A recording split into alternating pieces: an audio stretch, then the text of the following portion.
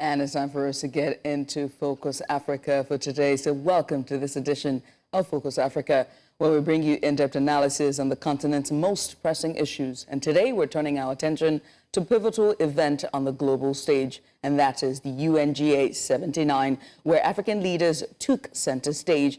Now, with the backdrop of global challenges ranging from climate change to economic instability, Africa's role in seeking solutions for a troubled world has become more crucial than ever. From calls for fair representation to discussions on sustainable development, African leaders at the 79th session of the United Nations General Assembly were vocal about the continent's needs and aspirations. Yes, indeed they were. Africa's push for a permanent seat on the UN Security Council was a key issue that dominated conversations throughout.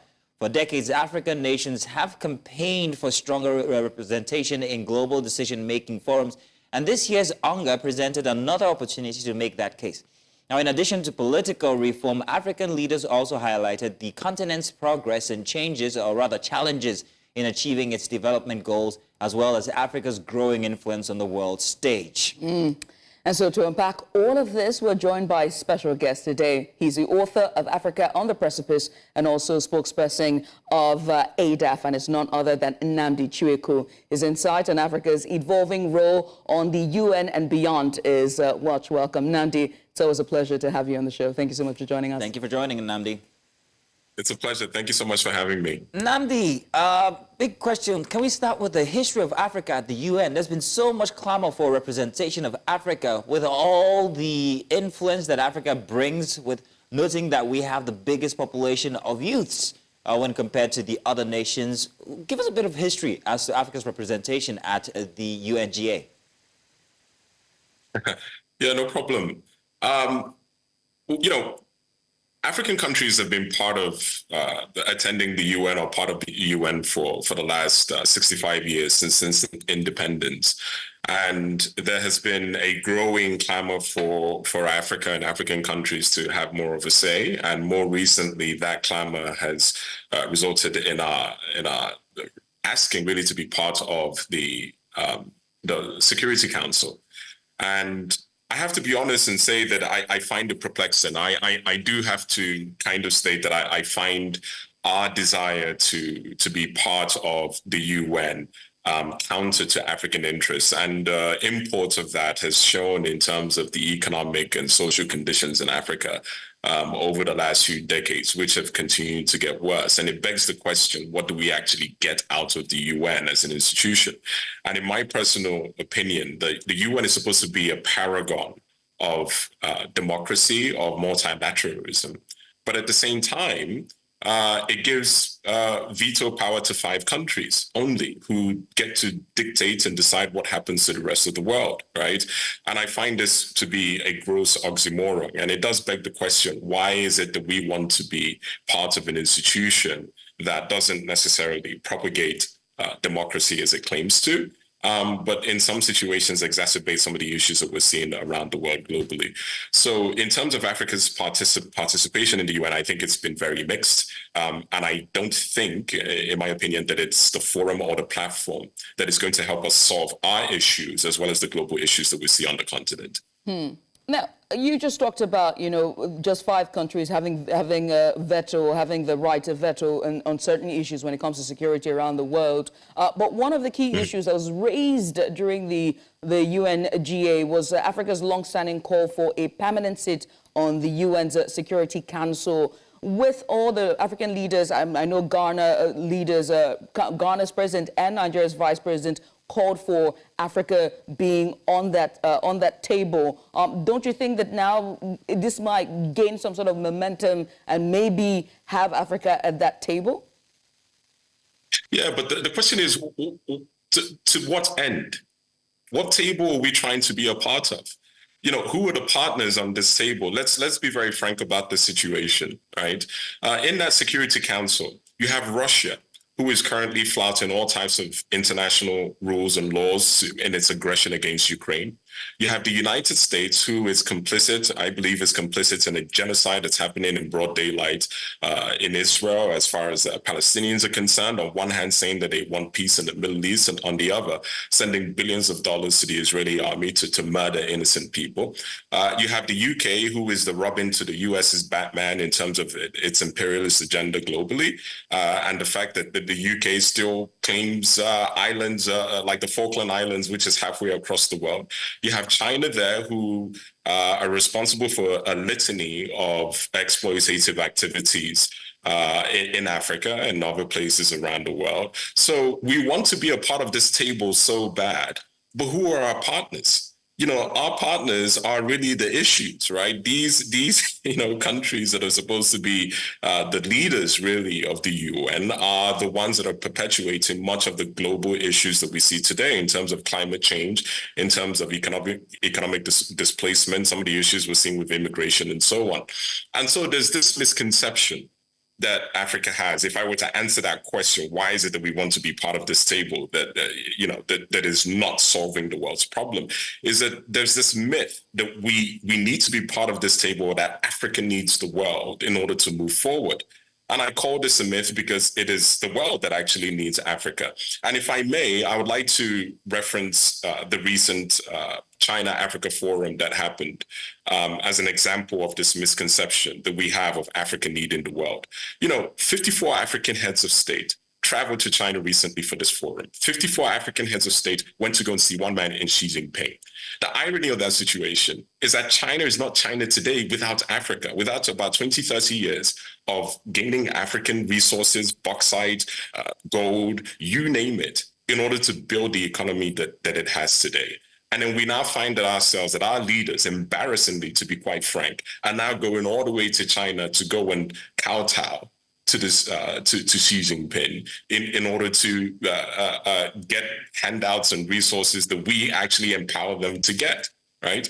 So there's a clamor to be part of this table, but I don't believe that we can solve our problems in Africa or even solve the problems in the world by being part of effectively a mafia or effectively a group of that is dedicated to the subjugation of other communities and states. So I just find this premise and our desire to be at this table really nonsensical.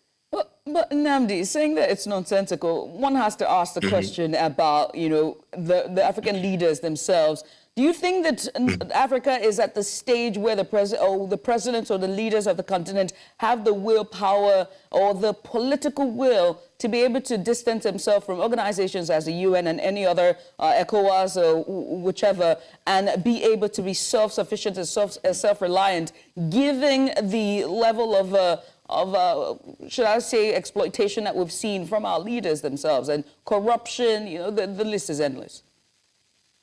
No, I think you're absolutely right. I think there needs to be a lot of house cleaning that needs to happen on the African side of the equation in terms of making sure that we have the right leadership, the right institutions, the right kind of governance structure in order to be effective in managing domestic affairs as well as on the geopolitical level.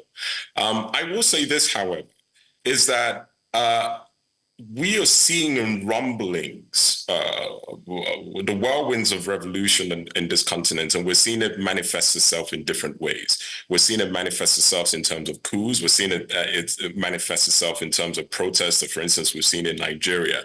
And this is especially amongst the youth, because the youth have come to a point to understand or to have a position where they're saying to our leadership and our ruling elites and the ruling class that time is up. Africans must understand that we are facing serious socio-economic issues on this continent, that if we don't restructure ourselves in the next decade or so, it's going to be too late for us. And for so long, we have operated under this misconception that we have an eternity to solve our problems and to get things right. And the reality is that we don't, because we are behind in 3 economic revolutions, and you now have the energy transition. And if we fall behind in that as well, the gap between us and the rest of the world will be insurmountable. So I say all that to say that African leaders no longer have a choice. They're either going to have to get their acts together within the next 5-10 years, or the powder keg that they're sitting on is going to explode in their faces. And so Africa as a whole needs to understand that we have a greater choice, which is that we either take the time to restructure ourselves, or foreign interests will come and do that restructuring for us. And if they do that, it's going to be extremely painful, and we may not survive it. I think these are the kind of existential dangers that we face on the continent. So African leaders don't have a choice anymore in terms of getting their acts together and moving the continent forward. And I'm very specific about that in terms of sub-Saharan Africa, by the way. Now, Nnamdi, we saw lots of heads of, leaders of countries speak, and their reference to Africa and aid that Africa must receive. But then I want to focus on the two African leaders who have spoken so far, the Ghanaian President, Nana Akufo-Addo, and also the Nigerian Vice President, Shettima himself. Now, there's a bit of disparity between these two and their comments at the UN GA. Akufo-Addo actually told about the fact that Africa's solutions lie within Africa. However, when Shettima spoke, he sort of like asked for development aid from the rest of the world for Africans. About this disparity, what do you think when it comes to the expressions of these two leaders regarding the same continent, Africa? Yeah, it's interesting. In terms of, I think actually Shettima did a good job of illuminating some of the issues that we face. Yes, he did kind of mention that resources were needed in order to, or more resources or international coordination, international investment was needed to solve some of the issues we're seeing in the continent as far as terrorism is concerned, and the mass migration that's happening and so on. And while he did that, I think the irony with that situation is that he now comes back to Nigeria and he presides over a government that is exacerbating issues, the same issues that he mentions there. As far as the disparity in terms of do we need the international community and do we don't, I would say that, I lean more in terms of the specific Ghanaian perspective on this, in the sense that, I've always said this: if we cut 25% of the capital flight out of this continent, we don't need anybody. And that's really the fact of it. If we focus on securing our borders, if we focus on making sure that we reduce illicit flow of funds out of this continent and all the other kind of exploitative activities that take place, we don't need the rest of the world. Now, why is it that we don't do that? We don't do that because these same leaders are complicit in terms of these illicit flows. And then that's why they keep us dependent. And that's why I say that we have actually come to a precipice in Africa where this kind of double speaking, this kind of exploitative behavior and coordination between foreign interests and our ruling elites can no longer be sustainable. And it's only if it doesn't change, it's going to blow up in everybody's faces. And so what we are hoping for, as far as the African youth and citizens, is that we have some kind of organized, centralized or coordinated revolution that will finally rid us of this leadership and put in place people who have a much more broader perspective in terms of the advancement of the continent. Now, to go with the opinion that the UN is actually blind to African plight, and then calling for representation of Africa on the UNGA seat.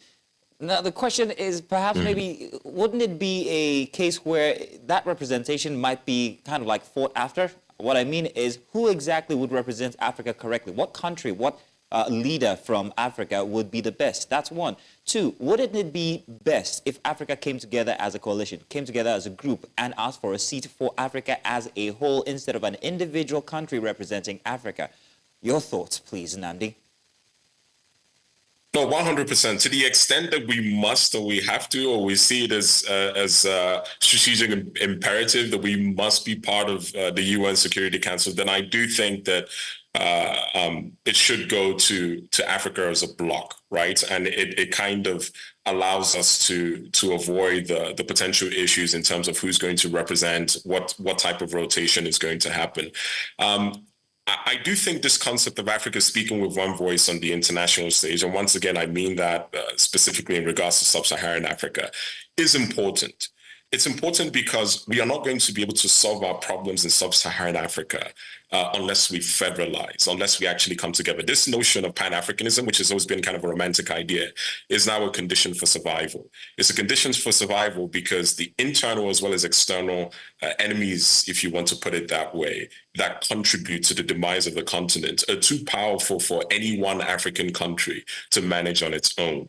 So we need that kind of a structure, a broad structure, a federalization of African countries to have the critical mass, to have the economies of scale in order to affect the changes that we need to on the continent. So I think that is true from an economic standpoint, from a political standpoint, and certainly from a geopolitical standpoint, that we have to stand as a bloc. No African country has the military might or the economic might to be able to kind of affect change, as far as I see it, at the global level. But if we come together, we can absolutely do that. I'm glad you said economic might and even, military might in terms of security. So it begs to ask the question about our geopolitical importance as Africa when it comes to pushing our agenda in issues of climate change or peacekeeping. What would a perfect picture look like for Africa's geopolitical importance for UN and other, organizations like this? If I were to be frank about it, we have no geopolitical weight. We have no geopolitical weight as it stands today. No single African country has geopolitical weight. And that's why there isn't a single African country that is part of the Security Council. And so the question becomes, how do we get that weight that we need to?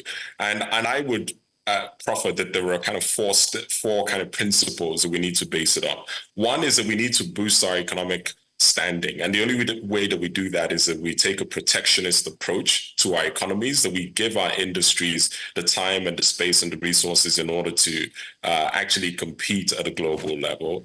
The second is that we have to take a stance of what I would call diplomatic isolationism, which is that the world order is structured today through institutions like the UN, the World Trade Organization, etc., and not conducive to the growth of Africa.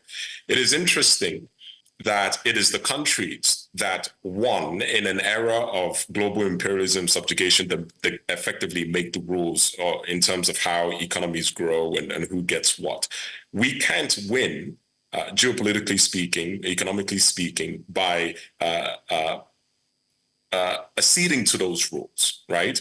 But you have a situation where the Western world has effectively driven the planet to a point of distress with their economic growth, and then they turn around and tell the rest of the world that you can't do the same, right? And make it difficult to get financing to do certain things. If we accede to those kinds of rules, we're never going to make it. So diplomatic isolationism, I think, is fundamental, that we have to march to the beat of our own drum. We have to do what we want, when we want, and how we see it strategically aligned with our own interests to make it.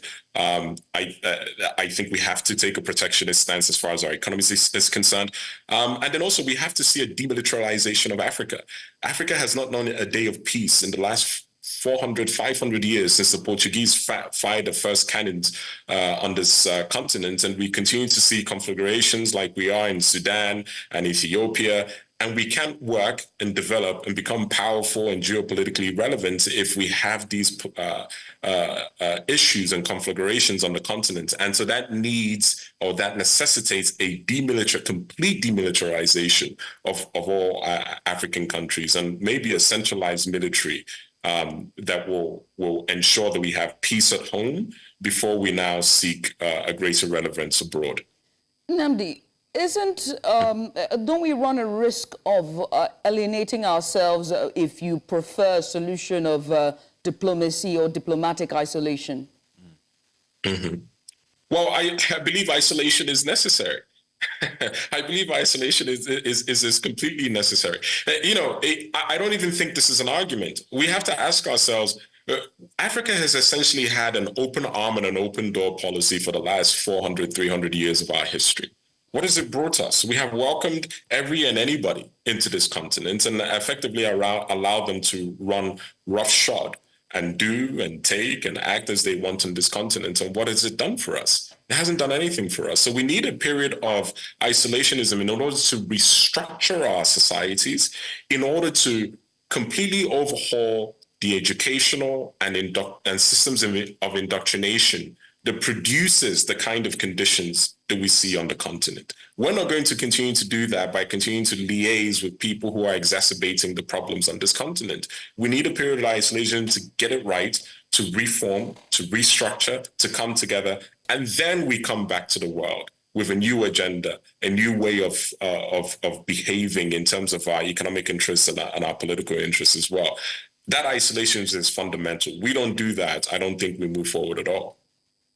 Right. All right, Nnamdi, I've got one final question. I fear that I should have asked this question earlier. Now, at the UNGA summit, there was plenty of talk about renewable energy. There was plenty of talk about Africa shifting or transiting from fossil fuels to renewable energy. Plenty of world leaders talked about that and how Africa can get that support. But there is a known argument that the rest of the world, the developed countries, actually got to where they are by, first of all, going through these phases of using fossil fuels. So why the rush for Africa to embrace the transition into renewable energy when it's only just in itself at the beginning stage of that phase to development? What's your thought on that argument? Are we in a rush, or are we being pushed as Africa toward renewable energy a bit too fast? And who's benefiting from this? Well, anybody that understands the energy space understands that you can't run an economy solely on renewable energy, and you can't dictate to African countries that any further development in our energy sector has to be renewable energy. Why? Because you don't have the base load with renewable energy, right? Renewable energy is kind of inconsistent, so you need a base load that is usually based on a fossil fuel kind of generation in order to be effective. So you need an energy mix that is a combination of renewable as well as fossil fuel driven.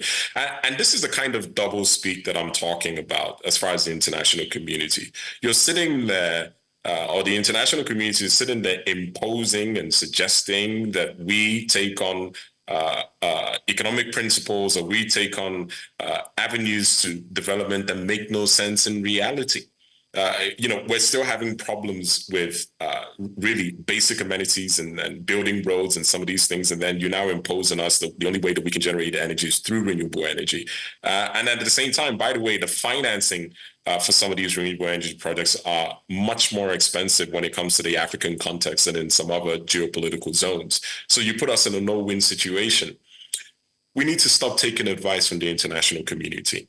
We need to stop taking their recommendations that over the last 65 years have put us in the economic quagmire that we are in today. And we need to start listening to our own counsel and to start advancing our own interests and put Africa first beyond any of these entities. And I say it again, if we focus on stopping some of the capital flight that happens in this continent, if we stop our leaders from buying yachts and jets when 90% of our population are there in multi-dimensional poverty, we have the funding and we have the wherewithal to do it. Africa doesn't need the world needs Africa. And it's something that we have to finally understand if we're going to be relevant at global geopolitical level. Nnamdi, when it comes to, from your answer, it just made me want to ask this question. When it comes to Africa's developmental goals, particularly with the UN's Sustainable Development Goals, which is the SDG, don't you think Africa has benefited from it in some sense and in some way, from health, education, equity, girls' empowerment and education? When you look at all of these, without the SDGs and the funds and the support from the UN, do you think that Africa would get to its level of developmental goals? Summarily.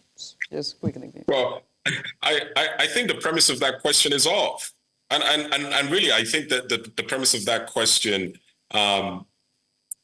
ignores the fact that it is these actors, these foreign actors in complicity with really a ruling elite who effectively have served as their houseboys in the continent, who have created the conditions that have now made us need or seem that we need the handouts or the support of the international community. I want to remind the world a little bit of history. Before colonization, before imperialism in Africa, we were developing quite well. until the 16th century, Africa had empires and kingdoms that were as bright and innovative as anybody else. And so we got to where we were because we lost a lot of we lost wars, and imperialist powers decided to do anything and anything they wanted to, and created those conditions, admittedly with the complicity of some of our people and our population. But this idea that Africa wouldn't be where it is today, etc., without the support of the international community is completely misconstrued. It's fallacious. It's actually antithetical to real history. And the fact of the matter is, if we had continued in our trajectory before this disturbance that we had, as far as the actions of the international community, we wouldn't need anybody today. So and I still don't believe that we need anybody today. We just need to manage our resources. So you don't think that we gained anything from, when it comes to health, immunization, healthcare, access to healthcare, low maternal rate, death rate, mobility, all of that? You don't think that Africa, in some sense, have benefited at all? We got to go because we're pressed for time. You asked him a question. No problem. These things were artificially created. No, I don't think that we've benefited. We can do these. Not only can we do these things on our own, but those conditions were artificially created, and that's kind of the short answer I would give on this forum. Short answer is good. Nnamdi, thank you very much. Very interesting personality, I must say, and we're glad that you had time to join us today for this conversation. Thank you.